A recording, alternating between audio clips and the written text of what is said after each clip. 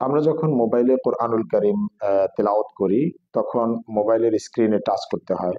প্রশ্ন হচ্ছে, মোবাইলের স্ক্রিনে কোরআনুল কারীম খোলা থাকা অবস্থায় কোরআনুল কারীমের উপরে বা স্ক্রিনে টাচ করা জায়েজ হবে কিনা? উত্তর হচ্ছে না। কোরআনুল কারীমের উপরে লেখার উপরে টাচ করা জায়েজ হবে না। তবে আশপাশে যে সাদা জায়গাগুলো রয়েছে সেই জায়গাগুলোতে আহ আহ, সেই জায়গাগুলোতে স্পর্শ করার মাধ্যমে আমরা মোবাইল চালাতে পারবো এবং তেলাওয়াত কন্টিনিউ করতে পারবো। কিন্তু কোনো অবস্থাতেই যেন অক্ষরের উপরে আহ, হাত না পড়ে, সেটার দিকে আমাদেরকে অবশ্যই খেয়াল রাখতে হবে।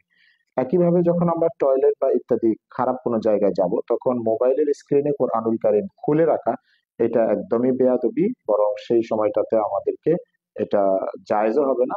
বরং এই সেই সময়টাতে আমাদের কোরআনুল কারীম আহ অফ করে, অর্থাৎ স্ক্রিনে যাতে ভাসমান না থাকে সেইভাবে আমাদেরকে টয়লেট ইত্যাদিতে যেতে হবে।